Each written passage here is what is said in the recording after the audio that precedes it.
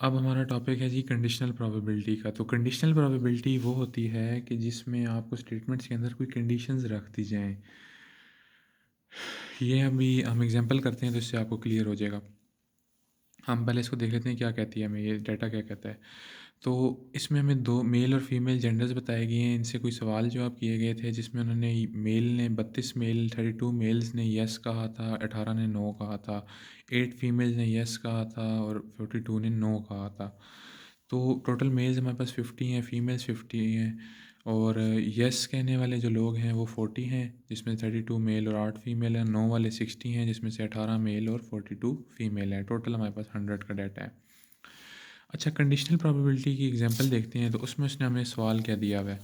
सवाल देखें, उसने क्या है the respondent find the probability, जिसमें उसने कहा है कि the respondent answered yes given that respondent was a female. यानी कि उसने कहा है कि रिस्पोंडेंट ने हमें येस भी कहा है और उसके बाद वो फीमेल है। अच्छा, इसको हमने फार्मूले के थ्रू करना होता है। अब पहली एग्जांपल को हम सॉल्व करते हैं, ए को ना, यहाँ पे ए को सॉल्व करते हैं। वो उसने कहा है द रिस्पोंडेंट आंसर्ड ये answered yes given that respondent was a female.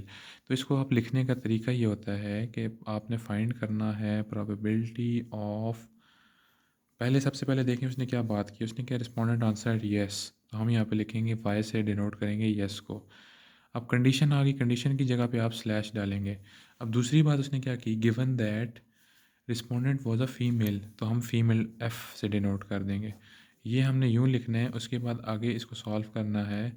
तो probability of female and yes, ठीक है। अच्छा, इसके डिवाइड में जो चीज़ यहाँ पे बाद में लिखी जाती है ना, जो गिवन दैट होता है वो इसके डिवाइड में लिखा जाता है। जो आपको गिवन दैट करके बात की जाए ना, वो इसके डिवीजन में लिखी जाती है। अब इसका सोल्यूशन आप देखें, अपने डाटा में से निकालें। पी ऑफ, पहले हम निकालते हैं probability of F female and yes वाले कौन है, यानी ये फीमेल और येस वाला, ये ऊपर वाला पहले हम न्यूमरेटर सॉल्व कर लेते हैं। तो हमारे पास फीमेल्स कितने हैं, प्रोबेबिलिटी ऑफ फीमेल एंड वाला आपको तरीका बताया था मैंने पहले भी कि हमने सबसे पहले निकालना है फीमेल्स का। ये हैं फीमेल्स हमारे पास ना। तो हमारे पास टोटल फीमेल्स कितनी हुई, 50 और 100 मल्टीप्लाइड बाय हमारा अगला है येस वाले कितने हैं हमारे पास, तो वो हैं 40 डिवाइडेड बाय 100। तो 40 डिवाइडेड बाय 100, तो ये हो गया, इससे कट गया, ये इससे कट गया, 5 वन ज़ार 5 टू ज़ार, तो ये हो गया हमारे पास 1/2। ये 2 से 2 ज़ार और 5 ज़ार, तो ये हो गया 2/5। तो ये हमारे पास हो गया 2/10 या 1/5। ये हमारे पास निकला है probability of female and yes की। अब हम अगली चीज़ निकालते हैं, इसको हम इसमें पुट कर देते हैं। वो हम इस तरह पुट करते हैं कि हमारे पास ऊपर आ गया 1/5, नीचे हमने निकालनी है प्रोबेबिलिटी ऑफ फीमेल। यहाँ पे हमने पुट किया तो 1/5 आ गया, नीचे हमने डिनोमिनेटर में प्रोबेबिलिटी ऑफ फीमेल निकालना है। तो प्रोबेबिलिटी ऑफ फीमेल हमारे पास कितनी है, 50/100 है।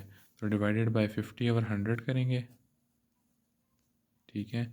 तो इसको आप सॉल्व मज़ीद करेंगे, तो इसको आप सॉल्व करेंगे तो ये 1/5 डिवाइडेड बाय 50/100 यूँ विल बी करके, फिर इसको आप अगले स्टेप में अगर इसको आप रेसिप्रोकल वाले स्टाइल में करें, मल्टीप्लाइड बाय 100/50 हो जाएगा। तो ये इससे कट गया, 5 वन ज़ार 5 टू ज़ार, तो विच इज़ इक्वल्स टू 2/5। तो ये आपके पास इसकी कंडीशनल प्रोबेबिलिटी का आंसर आ गया, ये यहाँ पे यूँ।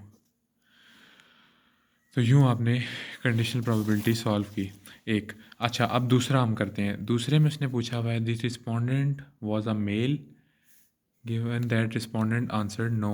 तो इसको हम यूँ लिखते हैं, उसने कहा रिस्पोंडेंट वाज अ मेल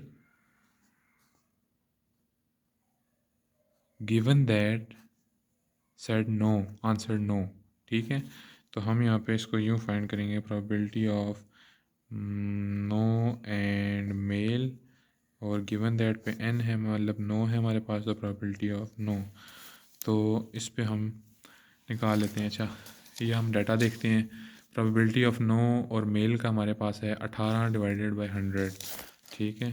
तो 18/100 कर देंगे इसको, डिवाइड में प्रोबेबिलिटी ऑफ नो कितना है हमारे पास, तो नो हमें लोगों ने कहा, 60 लोगों ने कहा, तो 60/100, तो 60/100, दोनों डिनोमिनेटर सेम कट गए, विच इज़ इक्वल टू 18/60। इसको फर्दर आप बेशक सॉल्व करना चाहें तो इसको मज़ीद आप सॉल्व कर दें या यहाँ तक भी ठीक है। तो ये आपके पास प्रोबेबिलिटी ऑफ m/n निकल आई। तो ये आपकी कंडीशनल प्रोबेबिलिटी होगी जिसमें आपको कंडीशंस दी जाती हैं।